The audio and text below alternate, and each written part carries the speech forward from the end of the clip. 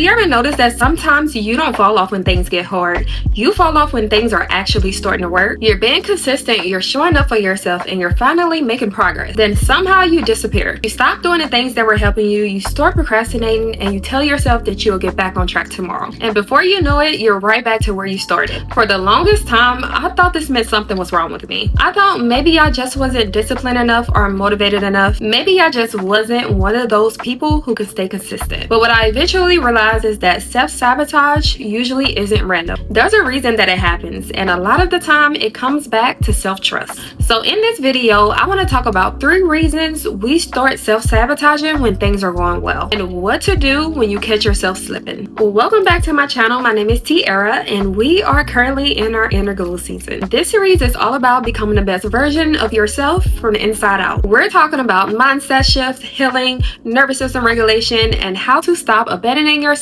whenever life gets uncomfortable. Because real growth isn't about changing your habits, it's about changing the relationship that you have with yourself, and that's exactly what we're talking about today. This is something that I've actually struggled with for years. I've always been a person who got really excited about a new goal. I'd make the plan, buy the planner, create the routine, and tell myself this time is going to be different. And for a little while, it usually was. I'd be consistent, I'll show up, I'll start seeing progress, but then something would happen. Not necessarily bad. In fact, a lot of times it was when things were actually starting to work. I'd start feeling better, I'll gain momentum, I'd finally feel like I was becoming a person that I always wanted to be. And then I'll slowly start pulling away from the very things that were helping me. I'd miss one day and tell myself it wasn't a big deal, and then I'll miss another one. Then before I knew it, I was convincing myself that I needed a fresh start again. I spent a long time asking myself, why do I keep doing this? Because it didn't make sense. If I wanted the results, why was I getting in my own way? What I eventually realized is that I wasn't self-sabotaging because I didn't want success. I was self-sabotaging because I didn't fully trust myself to maintain it. And once I understood that,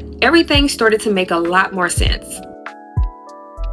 One thing that I've actually noticed is that when you spend a long time struggling, succeeding can actually feel uncomfortable. Not because you don't want success, but because you're not used to it yet. Maybe things haven't worked out before. Maybe you've started and stopped 100 times. Maybe you've been disappointed so many times that when good things start happening, part of you is waiting for it all to fall apart. So instead of enjoying your progress, you're bracing yourself for the moment that it disappears. And without realizing it, you start pulling away. Not because you want to fail, but you're trying to protect yourself from being disappointed again. So the next time you catch yourself doing this, pause and ask, is there something really wrong right now, or am I just expecting history to repeat itself? Because those are 2 different things. Sometimes growth feels uncomfortable simply because it's new, not because it's wrong.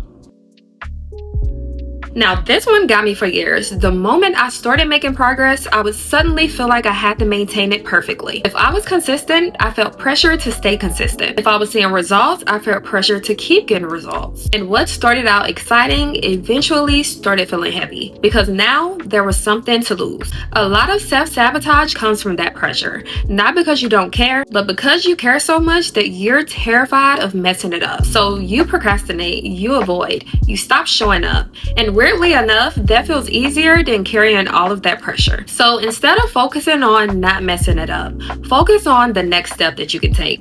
That's it. Just today, growth becomes a lot less overwhelming when you stop trying to carry the entire future at once.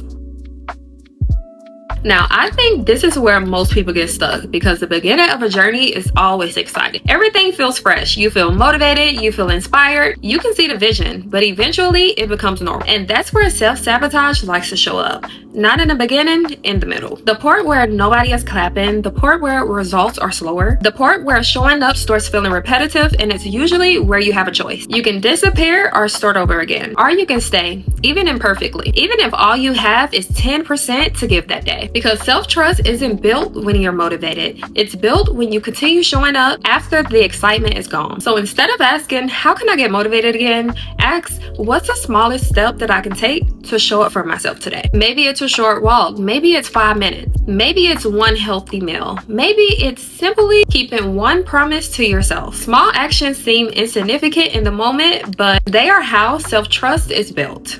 So if you've been self-sabotaging lately, I want you to hear this. The fact that you've been struggling doesn't mean you're incapable of success.